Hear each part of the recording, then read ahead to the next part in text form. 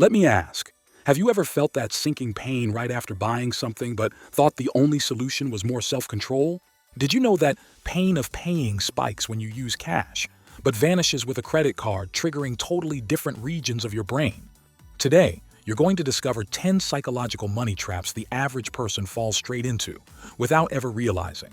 The wealthy? They've rewired their brains to skip these traps entirely, and you can too. By the end of this video, what if you finally saw the invisible blueprint underneath every dollar you earn, spend, or ignore? If you're passionate about success and ready to take action, hit that subscribe button. We're here to inspire and guide you every step of the way. All right, let's dive in. Number 1. Money memory. The invisible pain trap. Ever bought something expensive only to feel guilt or regret a few hours later, no matter how much you rationalize the purchase? It's not just buyer's remorse, it's something much deeper, the pain of paying. Your brain literally registers financial loss in the same region as physical pain. That's why swiping a credit card feels numb, while handing over bills feels sharp. But here's the twist. This pain doesn't stop you from spending. It often just makes you chase comfort spending later, creating a loop of guilt and relief that advertisers exploit. Most people think the answer is budgeting harder or using more discipline. But the real move is using psychological distance. Sometimes, grouping all shopping into one day per week or planning purchases in advance can short-circuit this pain loop entirely, making spending deliberate, not reactionary. How many times have you thought, I'll just buy a little extra now. It doesn't matter with my card. Try asking, if I had $200 in cash and had to physically count it out, would I make this purchase? Usually, that changes everything. Wealthy people design their spending environment to minimize pain, not maximize discipline. Budgeting isn't just math, it's neuroscience.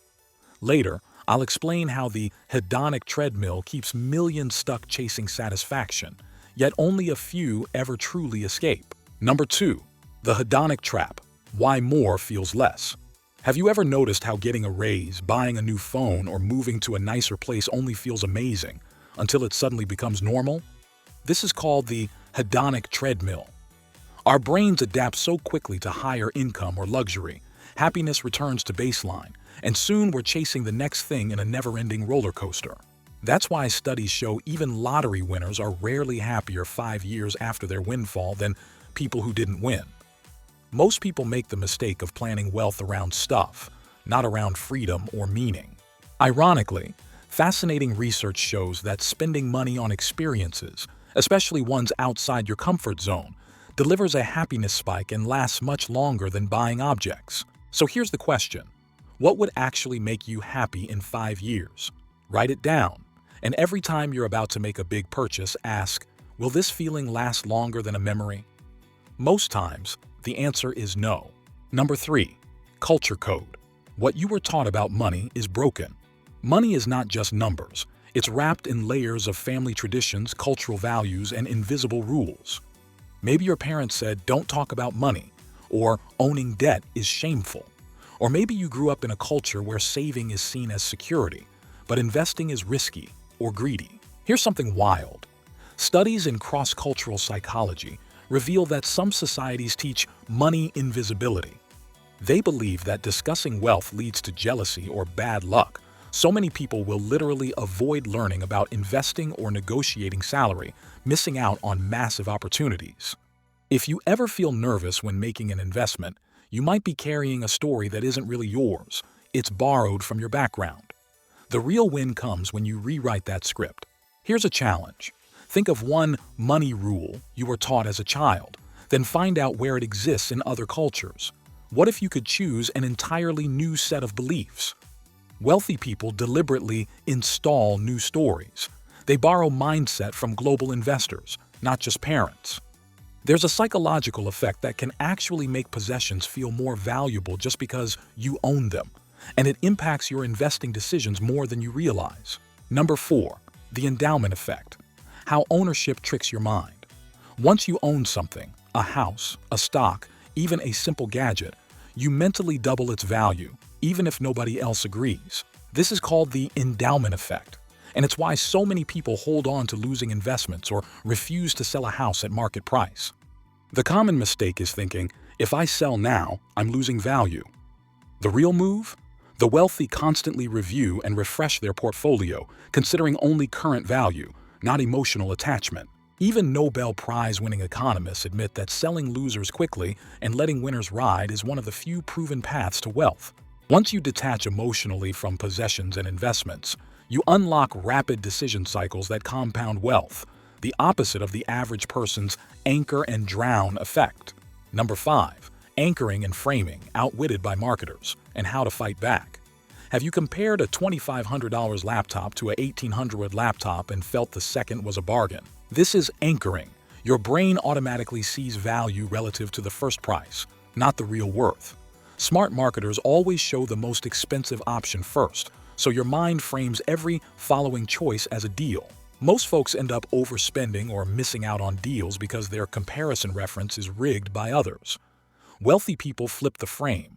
They set their own reference points, like calculating the real lifetime value or cost per use, not just sticker price. Before making any big purchase or investment, find 3 anchors yourself.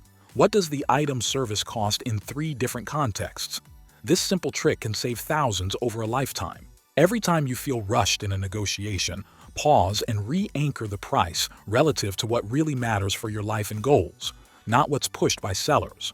Next point is all about a mistake nearly every middle-class investor makes, the stress trap, and what the wealthy do instead. Number 6. Stress spending. Why money anxiety keeps you poor.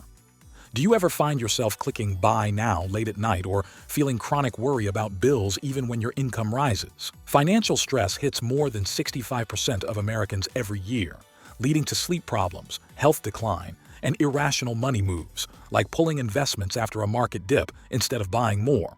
Wealth builders turn stress into a trigger for action. Every time they feel anxious, they review spending, automate investments, or seek professional advice.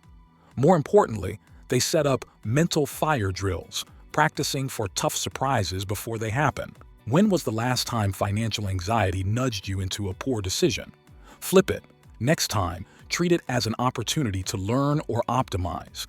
It's why elite investors view every market crash as a sale, not an emergency.